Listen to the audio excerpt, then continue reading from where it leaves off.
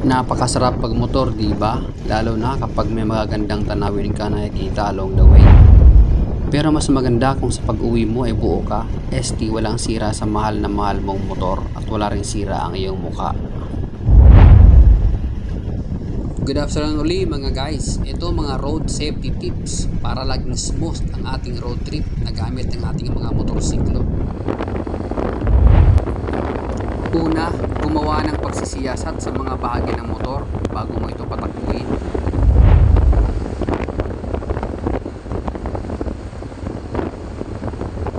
Pangalawa, siguraduhin na rehistrado ang iyong motorsiklo at meron kang rehistro para sa motor.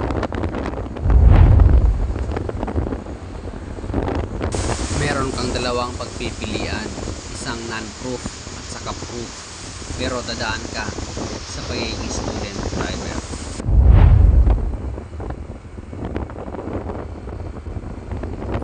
Pangatlo, dapat mong malaman ang mga lokal na batas sa pagmotorsiklo.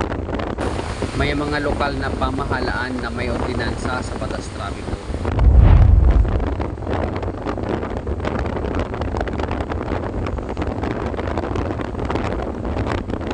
Pang-apat, siguraduhin na mayroon kang mobile phone, toolkit, first aid kit at tubig.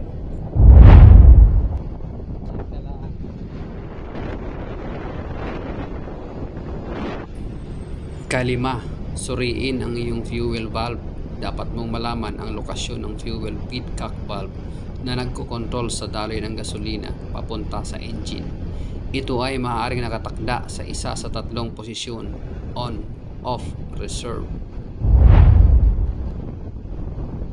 Pero kung automatic ang motor mo, tingin na lang sa dashboard.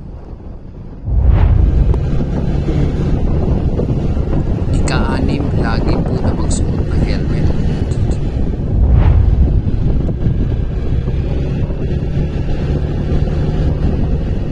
Ika-pito, bantayan ang iyong bilis sa pagpapatakbo.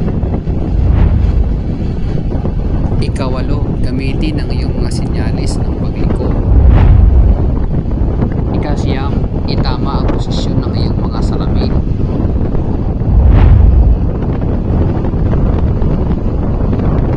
Ika-sampu, panatilihin ang layo, mga 6 na metro mula sa ibang mga sasakyan at mga tao.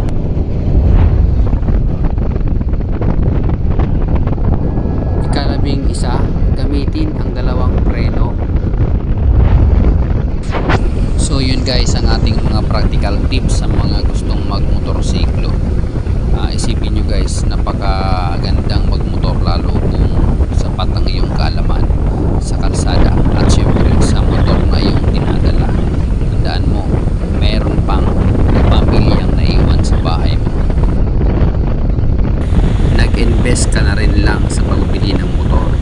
Sana naman isabay mo ang mga practical tips at ang mga practical na gamit dapat na dala-dala mo sa iyong paglalakbay. Gamit ang sasakyan, dalawa lang ang gulo. Ingatan mo lagi ang iyong sarili. Marami ka pa mapupuntahan, marami ka pang magiging kaibigan sa daan. Kaya ingatan mo ang iyong sarili sa pagmotor.